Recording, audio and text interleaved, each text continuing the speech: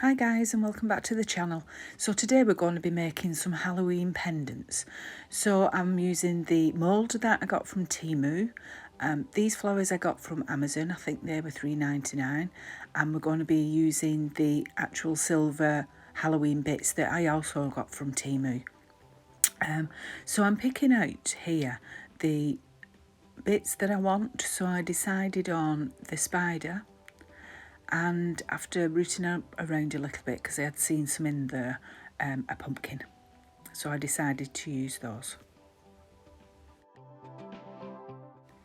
So I'm going to be using the UV resin, so I just made sure that the actual silver bits did fit into the mould as I wanted them. Now this mould has a faceted shape on it, so it's really nice and deep. So like I say, I was using the UV resin, and the flowers I picked out was this white one. I've no idea what it's called, but it just reminded me of spider webs, especially the larger one of the two that I pulled out. It did remind me of like a spider's web, so I thought that would be great. And then I spotted this. Now I don't know whether it's like, it reminds me of when you see in films like cotton, but I did think that could be used for, you know, like a spider's eggs. You see them with eggs sometimes, but they were a little bit too big. And then I was looking for something to put on the back of the pumpkin, and I decided on that leaf. So let's speed things up from here. So I got the UV resin and I put a small amount in the bottom of the mould. Like I say, they were quite deep because they were actually faceted on the side. So I just moved that around and made sure that the bottom of the mould was covered, so that when we put the actual embellishments in, no bubbles were formed.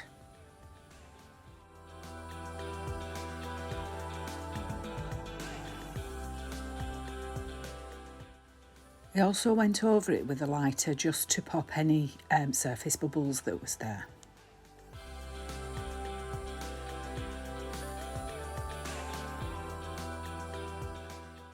I then added some more UV resin just to form the first layer. It didn't matter that the whole thing wasn't necessarily covered, the whole of the embellishment. I just wanted to put a first layer down. And as you can see, I'm knocking the mould just to try and get it to spread out a little bit more evenly, so that there would be no holes in the actual resin. And I think it was quite successful in that. So once I'd completed that and I was happy, I then popped it under the UV lamp. What I did, guys, was I did 2 minutes on the normal side, and then I turned it over and did 2 minutes on the reverse, just to make sure that it was cured, that bottom layer. And then I went over again with some more UV resin so that I could place the flowers.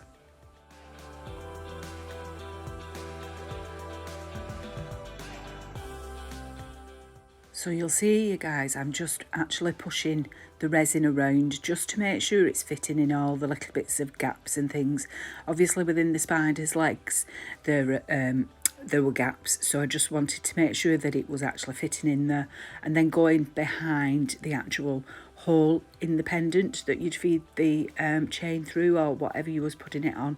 Then I went over with the lighter again just to make sure that the surface bubbles had popped, and then it was time to add on some of the flowers.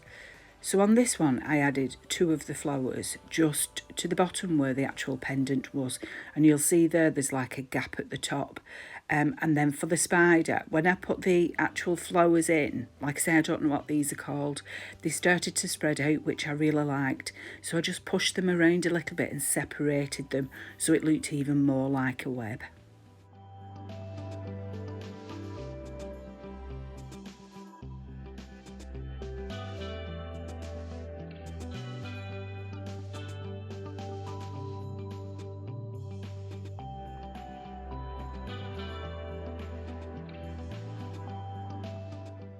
So once that was completed, I went over with the UV lamp again, and I did them for about 3 minutes, and then I added more UV resin. For some reason I've cut it out of the video and I don't know why, but I did add some more UV resin and I went over again with the torch. There was quite a stubborn bubble there that was aggravating me, but I managed to get that out. So like I say, I added more UV resin, went over with the lighter, I should say, and then I added the second layer of flowers. So in the hopes that this would be like more 3D. And again, with the white flower, I pushed the petals out so that it looked more like a spider's web.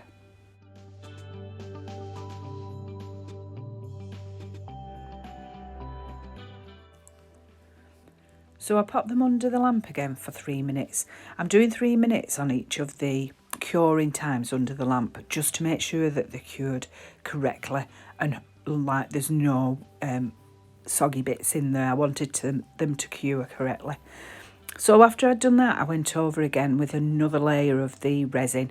So this will be the final, well, not the final layer, it will be next to the final layer. I wanted to put this layer on so that I could actually then go on and add some colour to the back of the actual pendants. So when I was going along, I felt like a little bump in the pumpkin one. So I just filled that in with the UV resin. I didn't see it at the end, so everything was fine. It did worry me that you'd be able to see like a big blob, but you couldn't. Yeah, so I went over with the torch again, just made sure all the bubbles were out. And then again, I popped that under the UV lamp for 3 minutes.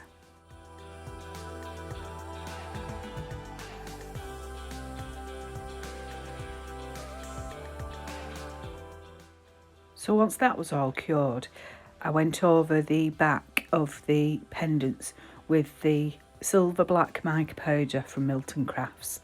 I got these off Amazon quite a while ago now, and I really like these ones. Like I say, I went over with the silver black.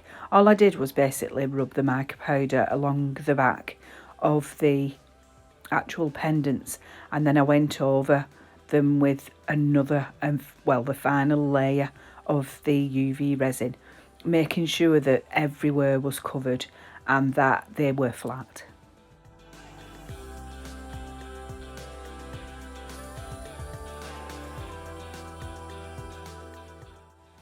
And then once I'm happy that they're all flat, I do add a little bit more of the UV resin just to even them out a little bit, and I push it around the sides to try and just dome it a little bit, but just to make sure it's flat. Yeah, and then after that it was just another 3 minutes under the lamp.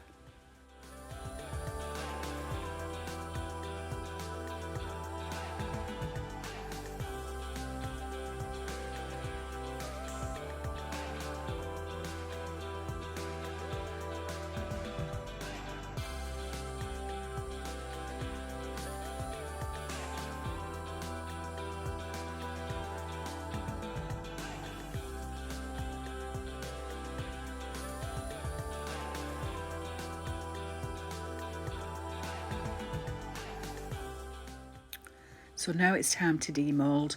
I just gave them a little bit of a touch just to make sure that they were cured correctly, and then I gently took them out of the moulds. Now, I would normally turn them up, but I thought, no, we'll leave them down and we'll look at these together. And I love that. I absolutely love the spider one. Yeah, to me it looks like it's sat on a web, and I really, really like it. The way it's sat in the pendant and everything, I think it's great. And the same with this, it looks like it's sat on a pumpkin patch on pumpkin leaves. I really love how these have turned out. I think they're great. What do you think, guys? Let me know in the comments. So here they are finished. So on this one I just popped a ribbon through it, just so that I could put it onto this stand. And then with the spider one, I actually had this old necklace, and I decided to add it on to that just to give it some glitz and glamour, I suppose. But I do love the spider one. I think it's incredible. Do let me know what you think, guys, and thank you very much for watching, and please do like and subscribe. Thanks again, and I'll see you soon. Bye.